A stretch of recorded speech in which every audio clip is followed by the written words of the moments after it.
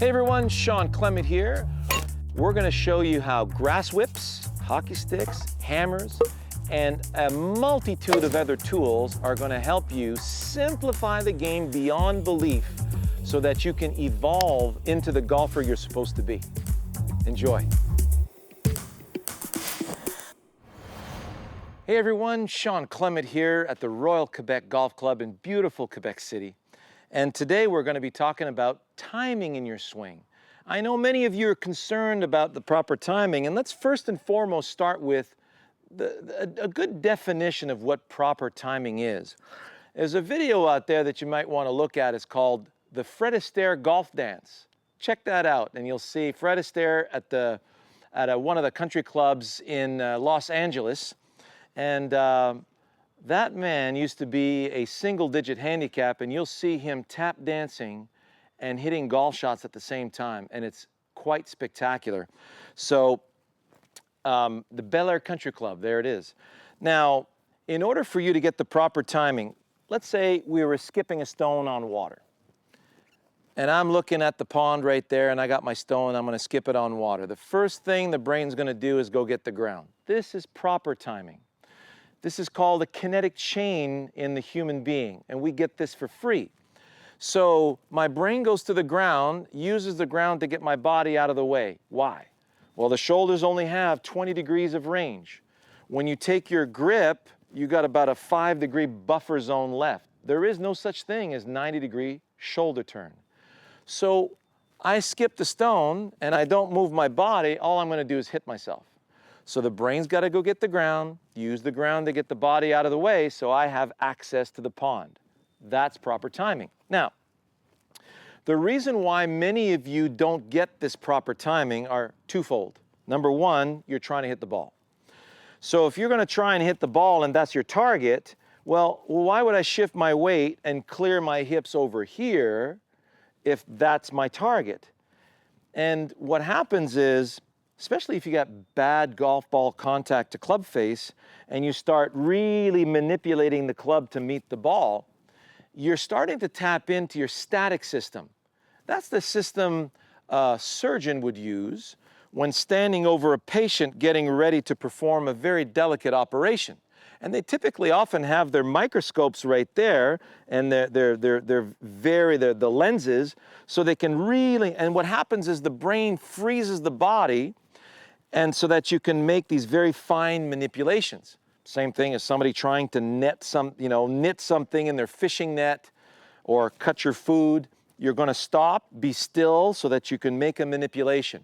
Well, if you're trying to be still to make a manipulation to meet the ball, all that's going to happen is you're going to hit yourself twice.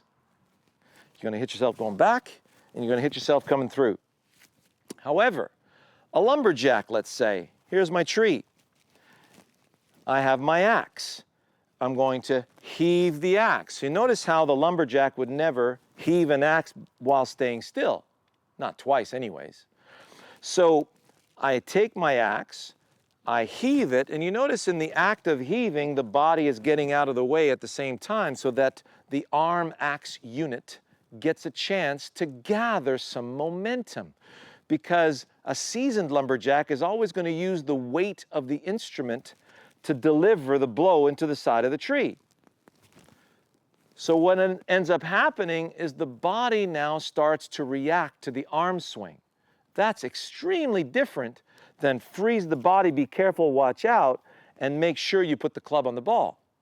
So when you're trying to hit a golf ball or trying to manipulate the club into these different positions, you're actually doing yourself a major disservice insofar as the timing of your swing is concerned, because you can't time a swing from there. You can't tap in to your body's self-preservation system and its automated system in slinging objects. We're really amazing at slinging objects. So a really good way to do that, and we're going to show you this in the next video on weight shift, so you'll want to stay tuned for that one.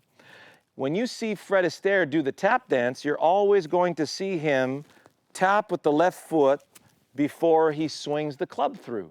It's the way we work. So in the old days, and even then you'll see some of the players on the PGA Tour, In the old days, I used to lift that heel off the ground going back, and you'll notice that heel used to plant and there'd be a nice squat well before impact.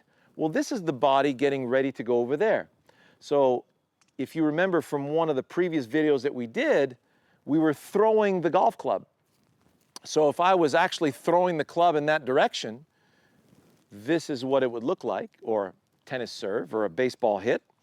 If I'm throwing it sideways, my brain goes to the ground, uses the ground to get my body out of the way so I can throw the club this way.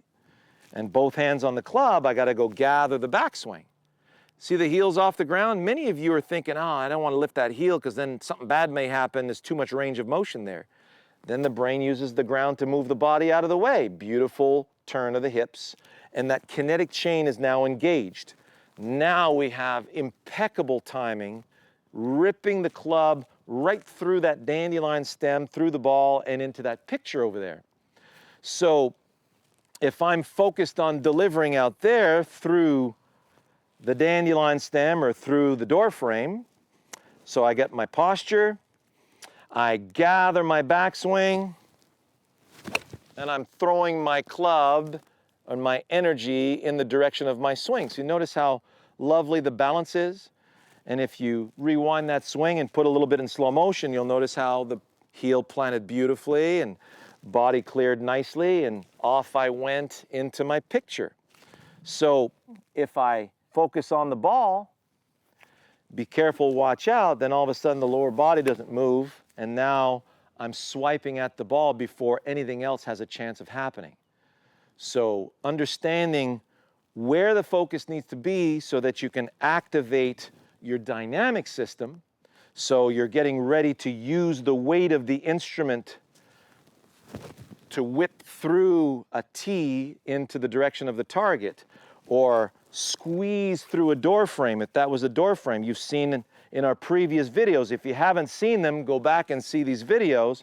We have some fabulous analogies and tasks that are really going to activate the timing in your swing beautifully. And stay tuned for next week's video because you're really going to enjoy it. It is all about the weight shift and the timing in the weight shift, okay? So I thought I'd give you a little bit of a planting of the seed. We'll see you then.